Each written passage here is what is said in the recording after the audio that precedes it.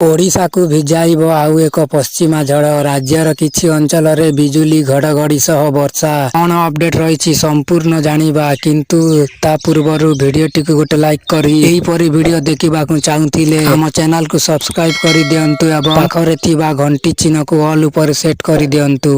गोटिए पश्चिमा झड़र प्रभाव सरिला आसुछि आउ गोटिए आज ठारु आउ गोटिए पश्चिमा झड़र प्रभाव भारत ऊपर पड़िबो। मध्य रातिरु देशर उत्तर पश्चिम भाग आरंभ हेब पश्चिमा झड़ यार प्रभाव रे 25 तारिख बेलकु ओडिशा रे वर्षा होई पारे ए नै सूचना देइछि पाणीपाग विभाग। 25 तारिख रे आभ्यंतरीण ओडिशा और 26 तारिख रे आभ्यंतरीण एवं उपकूल ओडिशा रे पकाइब प्रभाव। राज्यर किछि किछि अंचल रे बिजुली घड़घड़ी सह वर्षा हेब तेबे यार परिमाण कम रहिब बोली पूर्वानुमान करिछि आंचलिक पाणीपाग केन्द्र। प्रतिवर्ष देशर उत्तर भारत उपरे पश्चिमा झड़र प्रभाव पड़ी थाए। यह द्वारा अभ्यंतरीण और उत्तर उपकूल ओडिशा रे मध्य किछि मात्रा रे प्रभाव पड़े। एही समय रे यह सहित जड़ित ट्रफ लाइन दक्षिण मुह हेले ओडिशा आंध्र और पश्चिम बंग आज पश्चिमा झड़रे प्रभावित होई थांती। गत सप्ताह रे राज्य रे प्रकोप देखाइला पश्चिमा झड़।